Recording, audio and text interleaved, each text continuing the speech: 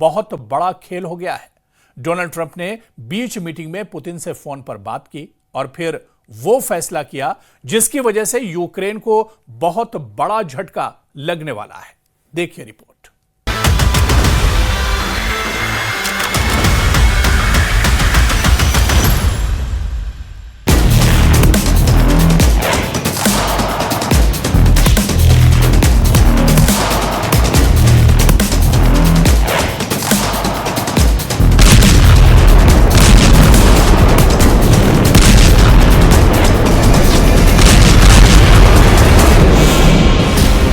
जब white house के दरवाजे पर डोनाल्ड ट्रंप जेलेंस्की का स्वागत कर रहे थे, जब जेलेंस्की के गले में हाथ डालकर ट्रंप उन्हें व्हाइट हाउस ले जा रहे थे, जब कुर्सी पर आमने सामने बैठकर ट्रंप और जेलेंस्की हंसी मजाक कर रहे थे, पत्रकारों के सवालों का हंस कर जवाब दे रहे थे, और जब डोनाल्ड ट्रंप यूरोप के लीडर्स के साथ ग्रुप फोटो खिंचवा रहे थे, उस वक्त पुतिन दहला रहे थे पूरा यूक्रेन। खार्किव में पुतिन की फोर्स ने क्या किया, ये ड्रोन से बनाया गया ये वीडियो बता रहा है।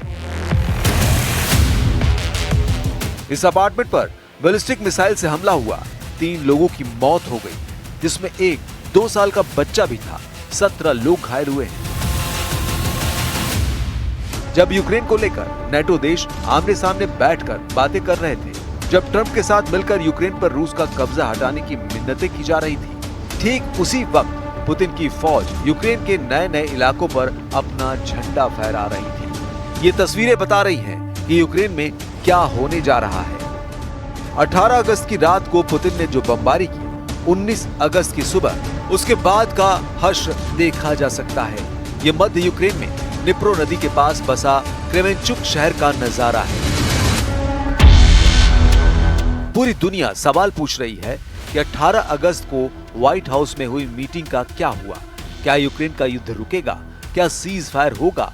या फिर पुतिन का गुस्सा ऐसे ही यूक्रेन को जलाता रहेगा और ट्रंप समेत पूरा नेटो यूक्रेन की तबाही पर मीटिंग खेलते रहेंगे? व्हाइट हाउस के ईस्ट रूम में बीच में एक बड़ी मेज लगाई गई और उसके दोनों तरफ बैठे वो लीडर जो यूक्रेन को बचाने की कसम खा चुके हैं। अब इस टेबल पर कौन कौन मौजूद था, गौर से समझिए। एक तरफ बैठे डोनाल्ड ट्रंप, उनके बाईं तरफ बैठी हैं इटली की पीएम जॉर्जिया मेलोनी और German chancellor Friedrich Merz. Trump के दाईं तरफ बैठे हैं फ्रेंच प्रेसिडेंट इमैनुअल मैक्रो और British PM Keir Starmer. Trump के सामने हैं व्लादिमीर जेलेंस्की की बाईं तरफ है नेटो चीफ मार्क रूटे और दाईं तरफ है फिनलैंड के राष्ट्रपति अलेक्जेंडर स्टब और यूरोपीय आयोग की अध्यक्ष उर्सुला वॉन डेर लेयेन। ये मीटिंग 2 घंटे तक चली और इस मीटिंग के बाद जो बातें बाहर निकल कर आई वो बहुत ज्यादा चौंकाने वाली हैं, क्योंकि इस मीटिंग के बाद जेलेंस्की ने खुद मीडिया को वो बात बताई है जिसमें साफ नजर आ रहा है कि इस बैठक का फायदा न यूक्रेन को हुआ न यूरोप को हुआ, बल्कि डोनाल्ड ट्रंप ने वो चाल चल दी है जिससे अमेरिका के खाते में जेलेंस्की को 8 लाख करोड़ रुपए भरने होंगे। ऐसा इसलिए क्योंकि यूक्रेन को बचाने के नाम पर अमेरिका अब यूक्रेन को 90 अरब डॉलर यानी करीब 8 लाख करोड़ रुपए के हथियार बेचेगा। इस हथियार पैकेज को यूक्रेन की सुरक्षा गारंटी बताया जा रहा है। зброї, американської зброї, якої немає у нас, туди входить передусім літаки, системи протиповітряної оборони тощо. Залишимо поки тощо. Там дійсно є пакет нашими пропозиціями на 90 мільярдів доларів. जेलेंस्की ने जो बताया उससे एक बात साफ नजर आ रही है, वो ये बात कि यूरोप के बड़े बड़े लीडर्स के साथ मीटिंग में डोनाल्ड ट्रंप ने जेलेंस्की को डराने से ज्यादा बहकाने वाली बात की है। यूक्रेन के युद्ध को लेकर ट्रंप ने जेलेंस्की को बहुत बुरा फंसा दिया है। फंसाया भी ऐसा कि जेलेंस्की के चारों तरफ फैला ट्रैप गारंटी दे रहा है कि जीत पुतिन की ही होगी। ट्रंप ने कहा है कि यूक्रेन को अमेरिका की मदद जारी रहेगी। ट्रंप ने कहा कि यूक्रेन भले ही नेटो का सदस्य ना बने, लेकिन उसकी हिफाजत की जाएगी। ट्रंप ने कहा कि वो यूक्रेन में अमेरिका के सैनिक भेजने पर सोच सकते हैं। ट्रंप ने कहा कि युद्ध कब खत्म होगा वो अभी इस बारे में नहीं बता सकते। ट्रंप ने यह भी कहा कि युद्ध रोकने के लिए सीज फायर की जरूरत नहीं है और जल्द ही अमेरिका, रूस और यूक्रेन की एक बैठक होगी।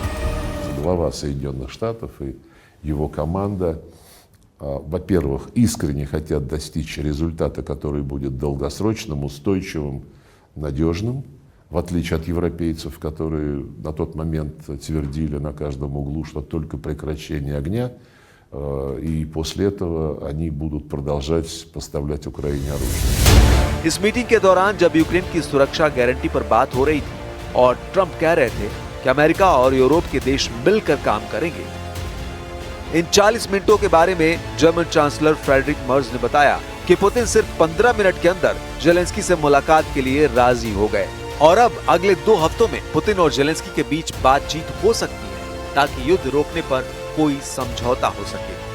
Es hat eine Unterbrechung gegeben. In der Zeit hat der amerikanische Präsident mit dem russischen Präsidenten telefoniert und verabredet, dass es ein Treffen zwischen dem russischen Präsidenten und dem ukrainischen Präsidenten innerhalb der nächsten 2 Wochen geben wird. Dieses Treffen soll an einem Ort stattfinden, der noch vereinbart werden muss. Präsident Trump hat sich bereit erklärt, danach erneut zu einem Dreiertreffen einzuladen, sodass die Verhandlungen jetzt wirklich aufgenommen werden können. इसके मायने ये है कि अब table पर Zelensky और Putin आमने सामने होंगे। मुद्दा यूक्रेन का युद्ध होगा। जेलेंस्की और पुतिन के बीच क्या ये बातचीत युद्ध को खत्म करेगी या फिर जेलेंस्की की जी का जंजाल बन जाएगी, क्योंकि पुतिन से सौदेबाजी करके आज तक कोई नहीं जीता है। जेलेंस्की के लिए इसे सलाह कहा जाए या फिर वार्निंग, वो ये बहुत अच्छी तरह जानते हैं कि यूक्रेन के युद्ध में पुतिन की फोर्स इस वक्त बुलंदी पर है। बुलंदी के मायने कि पूर्वी यूक्रेन के ज्यादातर इलाकों पर रूस की फौज का कब्जा है। दक्षिण में क्राइमिया और मारियुपोल पहले ही पुतिन के पास है और डॉनबास में लुहांस्क और डोनेट्स्क के बड़े इलाकों को वापस हासिल करना अब जेलेंस्की के बस की बात नहीं रही। वो अब खार्किव और सुमी को बचाने में लगे हुए हैं, जबकि ज़ापोरिजिया और ओदेसा में पुतिन के हमलों ने बता दिया है कि रूस का टारगेट क्या है। पुतिन के टारगेट पर पश्चिमी यूक्रेन की तरफ 4 बड़े सेंटर हैं। पहला है खार्किव, दूसरा है सुमी, तीसरा है डोनेट्स्क और चौथा है निप्रो नदी के किनारे पर ज़ापोरिजिया। इन चारों शहरों के आसपास बहुत बड़ी जंग चल रही है और जेलेंस्की जानते हैं कि अगर इनमें से एक भी मोर्चे पर वो हारे तो पुतिन के कब्जे में 50% यूक्रेन आने में बिल्कुल देर नहीं लगेगी। Il est convaincu maintenant, et le président Poutine le lui a redit, nous lui avons tous redit, qu'on ne peut pas discuter un traité de paix qui prend quand même plusieurs jours, voire plusieurs semaines, sous les bombes. Et qu'il a plusieurs fois lui-même exprimé une volonté aussi humanitaire d'arrêter les tueries et d'arrêter ce qui se passe contre les civils. Et donc, à cet égard, qui avait besoin d'avoir justement aussi une trêve. White house में हुई meeting के बाद अलग अलग देशों की तरफ से जो बड़ी बातें सामने आई हैं, वो पुतिन को चैलेंज दे सकती हैं।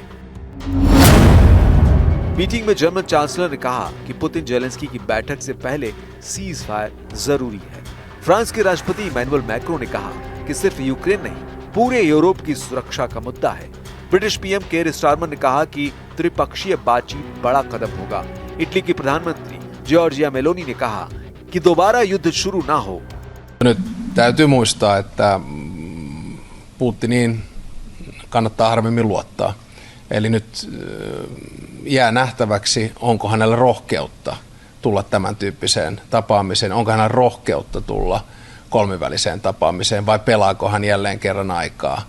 Ja sitten tietysti jos hän pelaa aikaa, niin haemme yhdessä uusia ratkaisuja. अब आपके जहन में सवाल होगा कि सबने मीडिया से बात की, आखिर जॉर्जिया मेलोनी ने यूक्रेन को लेकर किसी सवाल का जवाब क्यों नहीं दिया? इसे यूक्रेन पर मीटिंग के दौरान इन टॉप लीडर्स की बातचीत से समझा जा सकता है, जिसमें मेलोनी ने कहा कि वो मीडिया से बात नहीं करती है। Want to take some questions or anything? Feel like it?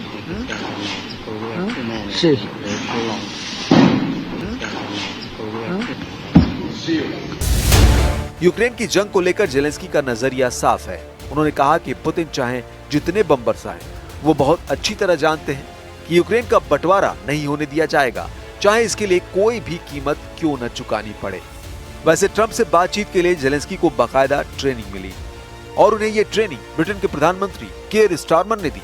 पश्चिमी मीडिया में इसका दावा किया जा रहा है। इस ट्रेनिंग का असर भी नजर आया। स्टारमर ने ही जेलेंस्की को सलाह दी थी कि आलोचना से बचने के लिए वो इस बार जंग वाली वर्दी नहीं बल्कि डिप्लोमेटिक बातचीत वाला सूट पहने। जब 28 फरवरी को जेलेंस्की ट्रंप से मिले थे तो ऐसी गुस्सा गर्मी हुई थी जैसे दो दुश्मन देश भी आपस में बात नहीं करते। और अब 18 अगस्त को जेलेंस्की ट्रंप की मुलाकात देखिए, हंसी मजाक का ऐसा माहौल कि समझ नहीं आ रहा है कि आखिर 6 महीनों पहले ट्रंप और जेलेंस्की के संबंधों में क्या केमिकल लोचा हुआ था। अब अगले कुछ दिनों में पुतिन और जेलेंस्की की मीटिंग पर बड़ा फैसला हो सकता है और तब देखा जाएगा कि ट्रंप पुतिन और जेलेंस्की के बीच क्या और किन शर्तों पर डील करवाते हैं। वैसे फिलहाल जेलेंस्की के सामने एक तरफ कुआं और दूसरी तरफ खाई है और सामने पुतिन AK-47 लेकर खड़े हुए हैं।